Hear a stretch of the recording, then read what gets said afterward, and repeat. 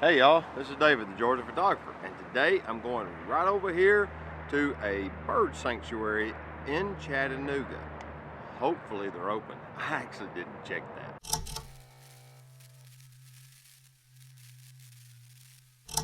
Alright you guys, where I'm going is Audubon Acres. 2 miles down this road. I'm at the intersection of Gun Barrel Road and East Brainerd Road. And to get there, you go down here. It's literally over here behind, it's a golf course, I don't remember the name of it, but Audubon Acres is a bird sanctuary inside the city, and it's like it's a hidden gem. I've been there one time in the past for like it was like a homeschool event where they were doing like homesteading and stuff, and it was kind of neat.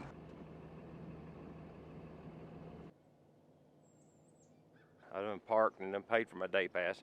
It's a pay use area. You basically it's how they stay open. But here's the entrance.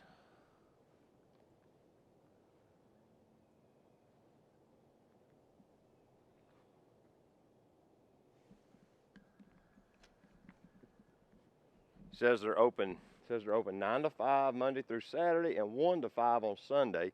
And it's got hiking trails. I've got a map. And I think I see a raptor across the railroad bed and a tree. Plus, there's like the bird feeder right here has drawn in a whole bunch of little tufted titmouses. And Phil Thatch calls them the world's cutest bird. So I'm gonna try to get a photo of them. What I'm about to do is I'm about to switch cameras.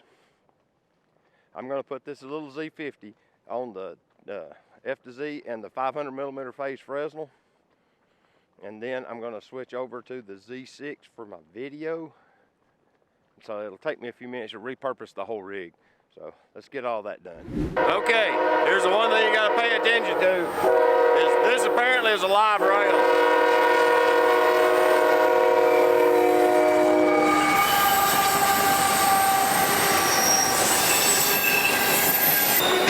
This thing ain't gonna end. Like the longest train ever.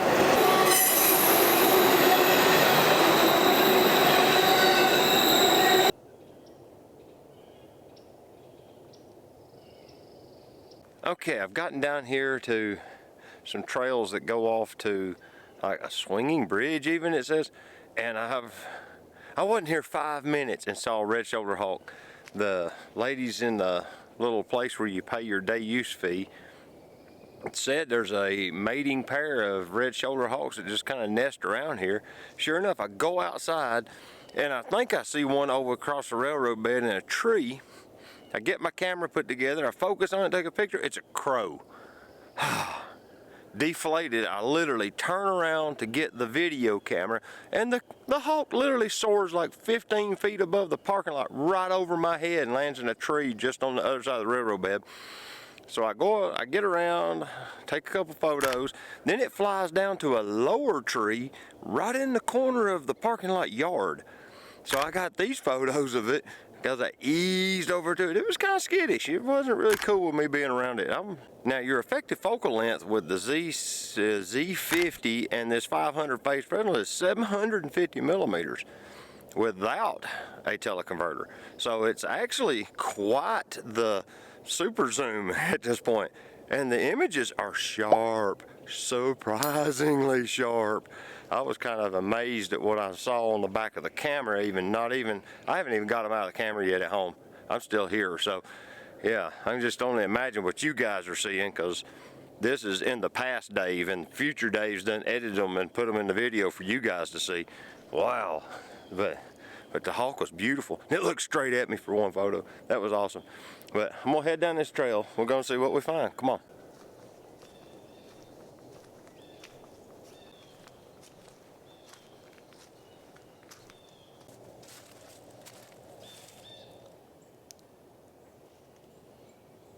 Okay, I'm out here by the river, and as you can see, I didn't even know it was here. I don't even know what like branch stream this is. This North Chickamauga Creek, I have no idea.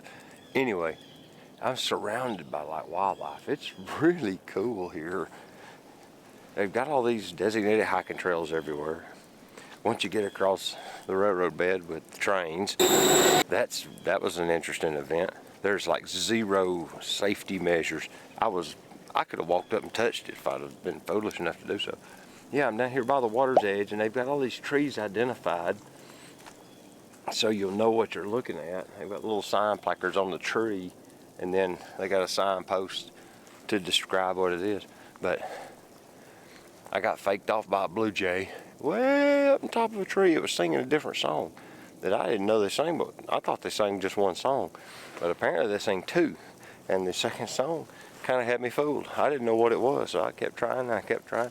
I got a decent photo of it, and I was like, it looks kind of like a blue jay, but surely it's not. Then it changed its song up to the one I was familiar with, and I was like, no, it is a blue jay. I've seen tufted titmouses over at the check-in station. They got a bird feeder there, and they had some there. But what's this huge bird box about? What lives in that thing? Oh, it's a huge animal. Huh. Interesting. But the place is cool. It looks like it just cleaned up along the creek and got it a little bit better looking down through here, but I don't see anything right here. And something else I didn't do was check the weather. It's starting to rain, well, sprinkle. I'm going to tough it out and hope that I don't get wet cameras. If I have to, I'll shut down the video, head for the truck, do a wrap up there, but I done paid my usage fee. I want to use.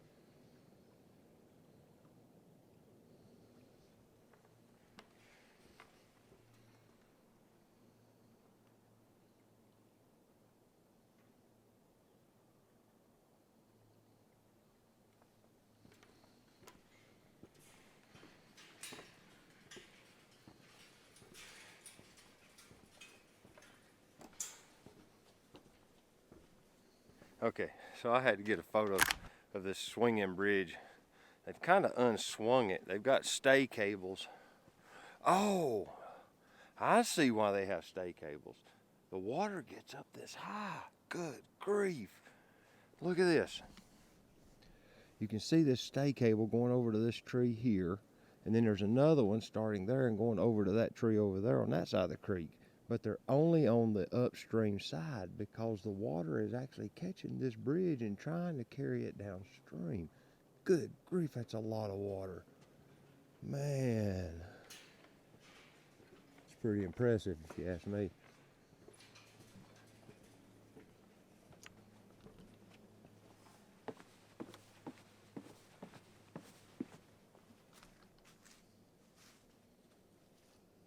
I've sat here for about 10 or 15 minutes and uh-oh, somebody's coming across the bridge. That's the squeaking I'm hearing. But yeah, I could hear human activity in the background. I've seen quite a few birds, and they got within distance, but like through occluded brush and stuff, so it wasn't easy to get a photo of them. But I'm still setting up the camera to this day. And actually the Z6, the one I'm filming on right now, still setting it up too.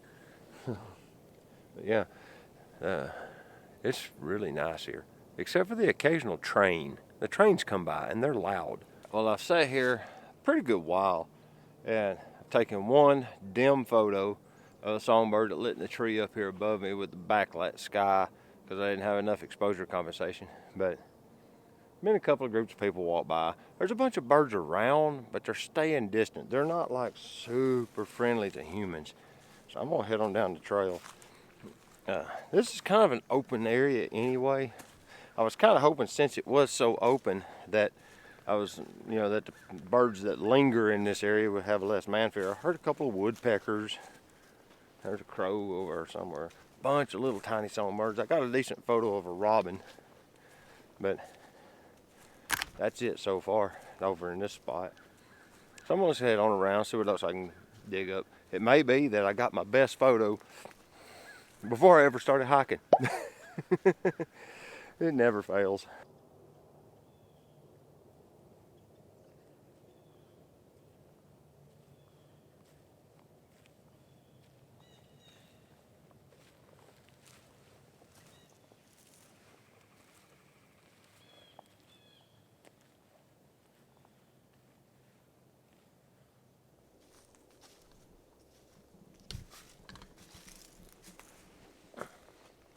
All right, I stayed there for probably the better part of 35 or 40 minutes in that one little corner because I saw an owl, and I was hoping I could figure out where it landed, because I seen it fly up and spread its wings to flare out to land, but I'd never seen it land, so I don't know what limb it landed on exactly.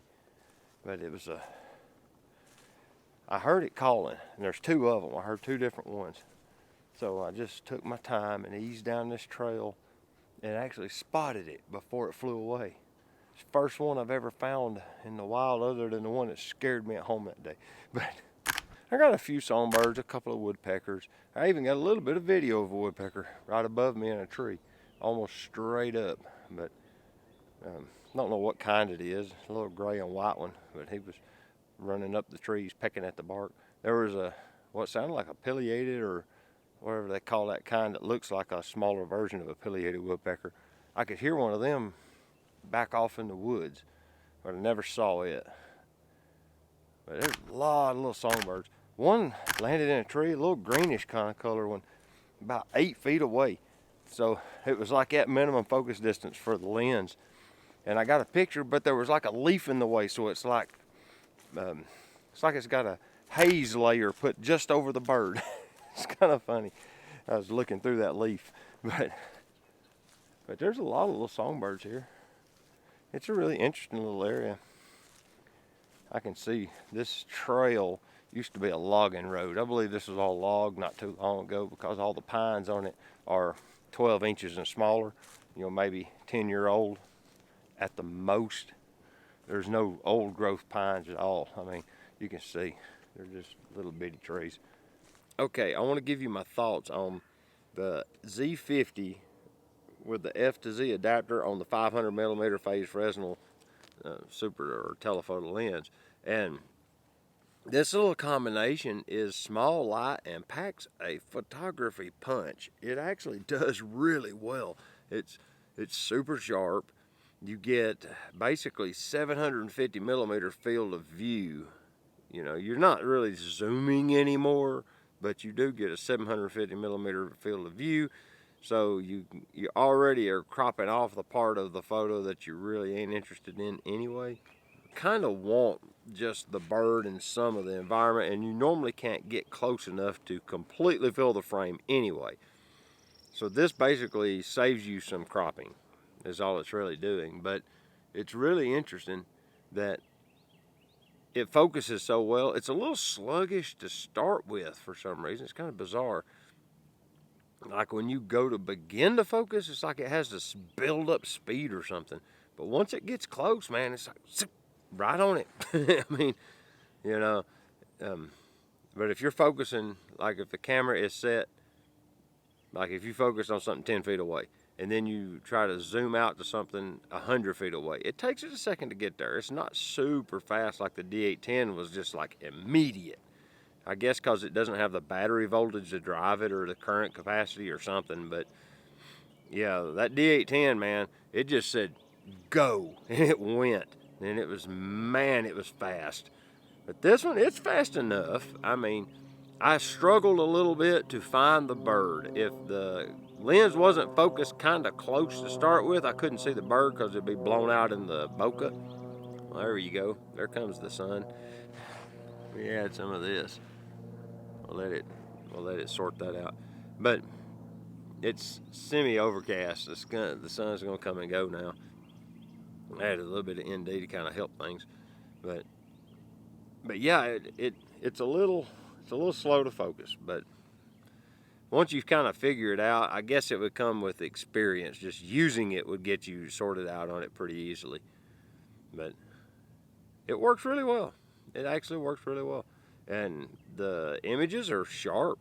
This little Z50 is no slouch. It's got a very dense sensor. I think it's almost 21 megapixels, like 20.9. But the images are they're sharp. It's impressive. Man, it's just getting brighter and brighter. I'm gonna add a little more of this. All right. So I appreciate you watching, and whew, man, I'm wore out. I'm gonna have to go home and take a nap. But this is David, the Georgia photographer. I appreciate you watching. And until next time, get your camera out and go take a picture with it, all right? We'll see you later. Bye-bye.